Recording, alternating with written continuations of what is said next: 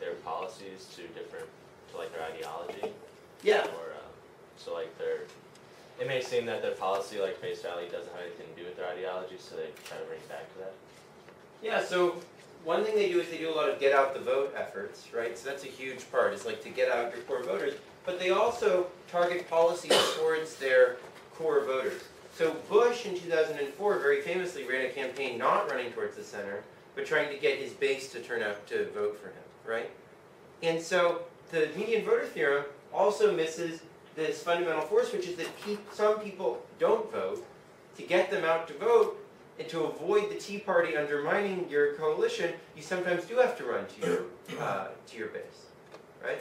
So if everyone was legally required to vote, this would be a much smaller effect. So you can't really understand why the American system versus countries where you're required to vote tends to be much more polarized without understanding the fact that it changes the set of people who are marginal between voting and not voting. Yeah, Ben? Isn't that kind of, I feel like in the GOP primary now, this like is like the Romney versus a kind of more right-wing person being kind of debated. But yeah, primaries have a big effect on that, fantastic. Because if you have these two stages, then you have to really think about people who are marginal in the first stage and marginal in the second stage, and if those are different people, you have to cater to... Like the argument for Romney is he's like the median voter, and the argument for like, I guess, I don't even know who else there is anymore, but like, is that they're more conservative. So, this is a constant debate within parties. There's a constant debate over, do we try to run to our base to make sure they turn out, or do we try to run to the center to get the voters? So I think you can, using the logic of Spence gives you a much richer understanding of what's going on in politics than does using the simplistic median voter theorem, even though it's kind of an interesting basic idea. Okay, so Jetskow and Shapiro did a nice empirical study of this, looking at the slant chosen by newspapers, and they looked at local, basically monopoly newspapers around the United States, and they considered just a single dimension of newspaper choice, how much to the left or the right to be, and had people choose it as in the Spence model. But the idea here is not that someone will switch to another newspaper, but someone will just stop reading the paper because you're a monopoly. So they measured slant in a really clever way. So what they did is they looked up through the congressional record at speeches by Republicans and Democrats, and they looked at the phrases that were more used by Republicans and more used by Democrats. So words like death tax and illegal alien are used by Republicans a lot. And words like poor people, workers' rights, and tax breaks are used a lot by Democrats, right? And then you can basically give all these words a score and then look at how often newspapers use these words. And it lines up very cleanly with our guesses about how left-wing or right-wing newspapers are, but it gives you a quantitative measure that you can do on thousands of newspapers across the country.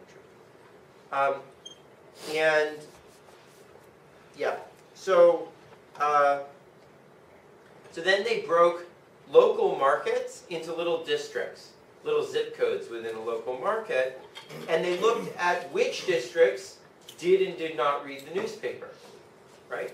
And they found that in an area where the newspaper was left-wing, the Republican areas were much less likely to read it than the Democratic areas, and vice versa, and used that as a measure of how much your readership is affected by your slant.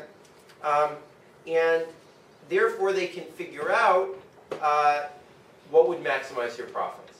That is, you want to cater to the average marginal consumer, so you look at the different areas of how much people stop reading, and you try to choose it so that you maximize your slant.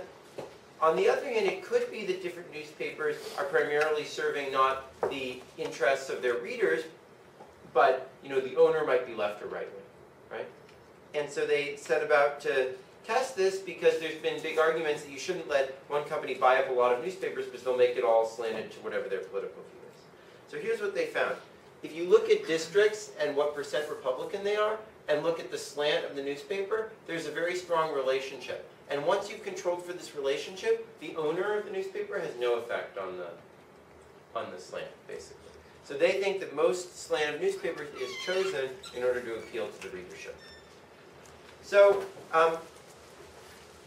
another classic application of the Spence logic is to so-called switching costs. So there are many products which consumers sort of get addicted to or locked into.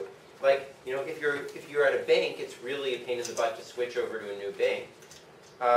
Certain types of technology, like learning how to use a PC or a Mac, or, you know, LaTeX versus Office, can be very hard to switch. Also, moving across cities. Once you're living in a city, it's pretty hard to move out. Client-based services and many other cases. So firms have an incentive to exploit the people who are locked in. And you guys have probably noticed this, that,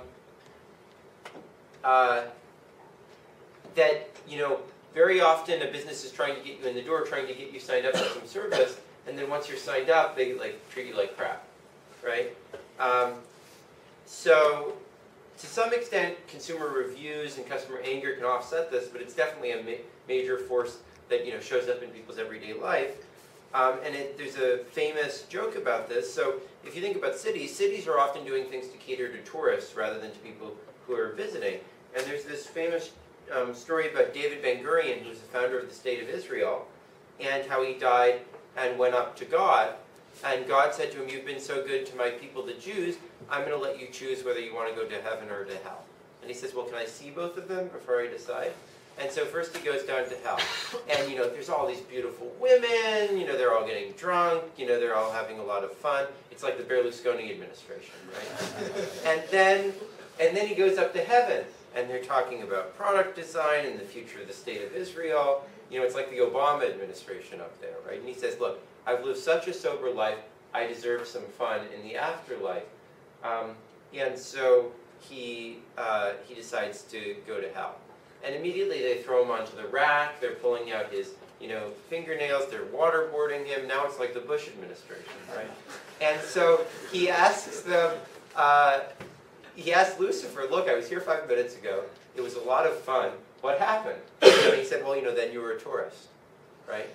And so that's the Spence distortion in action, right? Okay. So in many situations, the characteristics of products, its quality and so forth, are not determined directly by a choice made by the firm, but by the consumers that actually purchase the product. That is, the consumers are actually also producers. They're both consumers of the product and producers of the product's value, right? And so we're going to refer to them by the slightly vaguer term, users. So user generation, when user generation of the product's characteristics is important, we're going to call the firm a platform. Other words that are used are two-sided markets or networks. And examples of such markets abound and are increasingly an important part of the economy. So media platforms is an example of this. Newspapers, television, websites, because the readers are what make it valuable to the advertisers, right? Payment platforms like credit cards, debit cards, and PayPal, because you only want to accept credit cards if people are actually going to pay using them. You only want to have a credit card if people are going to accept them, right? Operating systems like smartphones, video game systems, are only valuable if there are applications to use on them. And they're only valuable to the application developers if people are using the system. Transaction platforms like eBay and financial markets are only valuable if they're liquid markets. So you only want to participate if there's other people participating, right? And there's tons of other examples. All sorts of dating venues, yellow pages, shopping malls, etc. Okay. So in the simplest model, we could consider people only care about the number of people participating on the platform, right? So the identity of the consumer wasn't relevant above. Here, it's still not going to be relevant. All that's going to matter is the total number of consumers.